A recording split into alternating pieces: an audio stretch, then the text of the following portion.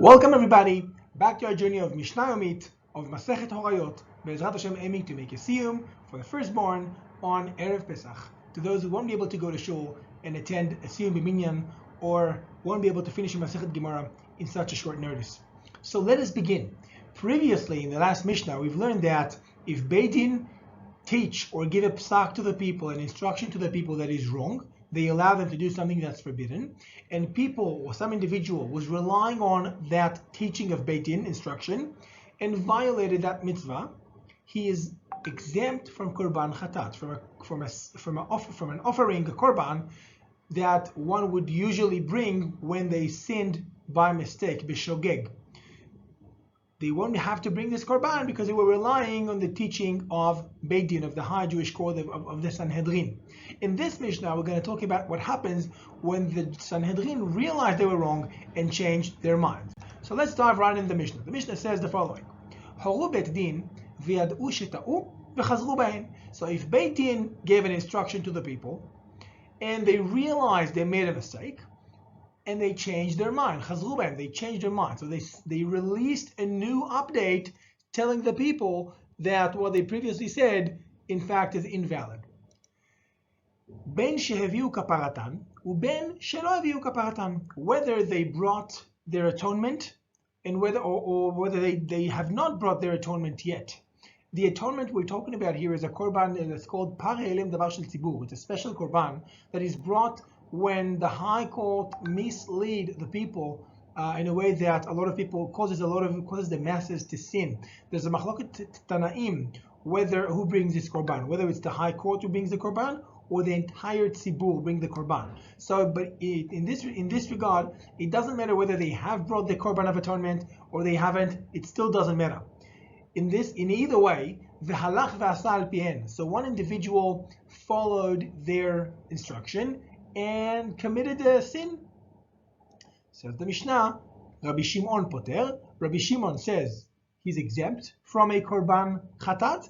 Rabbi Eliezer omer safek. It's actually a safek. So what exactly does this mean? So Rabbi Shimon poter, he says you're exempt from korban chatat. Why?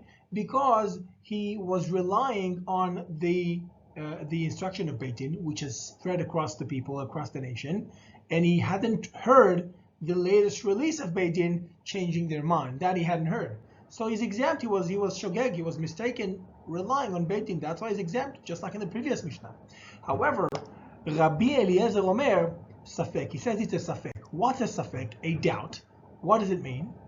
So the Rambam explains that this doubt is actually a special korban that is brought when one has maybe sinned. So when one has a doubt whether one has sinned or not, he has to bring a special korban called asham talui. According to the Rambam, this safek is when one is liable for korban asham talui.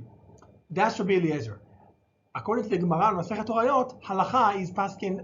We paskin like Rabbi Eliezer.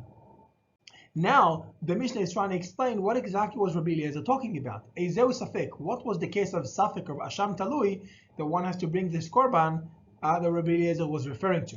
The Mishnah says, yes, yashav lo betoch beito. If one is sitting in one's house, he's chayav. He is liable for this korban asham talui, this safek. Halach lo lemdinat hayam. However, if he traveled overseas, patur, he is exempt. So yashav lo betoch beito, if he was sitting in his house, he is chayav. He's liable for this korban. Why? He's liable, meaning he's not completely innocent, because he was expected, if he stays in his house, meaning he's still in town, and he should stay tuned in to all the latest releases by Beit Din. And if Beit Din make an announcement, he should be tuned in. He should be aware of that.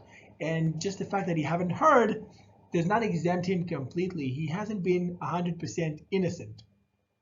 However, if he traveled, traveled overseas, he's out of town and he's not expected to stay tuned and to ask himself or to think maybe Beit Din changed their mind and I should be relying on their psak.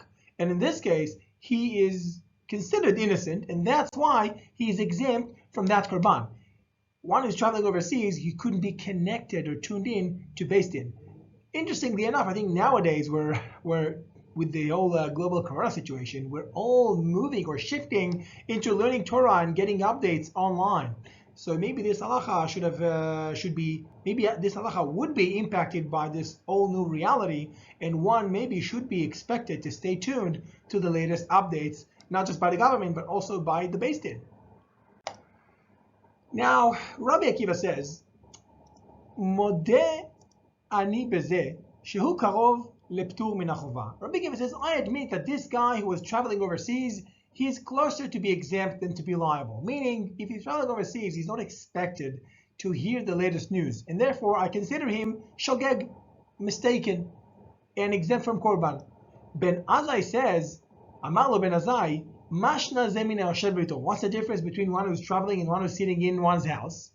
Rabbi Akiva responds, Shayoshev beveito efshar haya lo sheishma. He could have heard the latest news by Beit Din. He could have heard that they've changed their mind. But this one who's traveling overseas, la haya efshar lo sheishma. He couldn't have heard. He is not expected to have heard, and therefore he's considered shogeg, mistaken, and he is exempt from the korban. These latest last words were the words of Rabbi Akiva, although not mentioned explicitly in the Mishnah.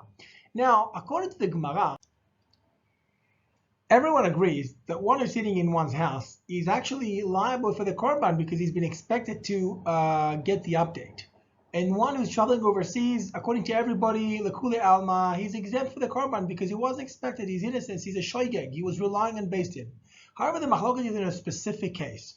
Rabbi Akiva says, Modeh ani bezeh. I admit that this one is closer to be exempt than to be liable. Who is this one? The Gemara explains it's someone who's in his house and he's planning a trip, but he hasn't traveled yet. So he's physically still here, but he's already planned. He's just about to head onto his journey. And so this one, Rabbi Akiva says, is exempt. Ben Azai says, Amar lo Ben Azai, Ma'ishna ze min hayoshev bevito. What's the difference between this one that you want to exempt and the one who's sitting in his house just like that he's obviously liable? They're both in their house. Rabbi Akiva says, Shayoshev bevito haya efshar lo sheishma. One is sitting in his house just like that on a routine. He could have heard because he's in town and he should have heard. Aval zeh vezeh, this one who's planning a trip, lo haya efshar lo sheishma. He's busy. He doesn't have the headspace. He's already planning a trip, so his head is already in the journey, and he's too busy to actually stay tuned to the latest news by the Beis Din.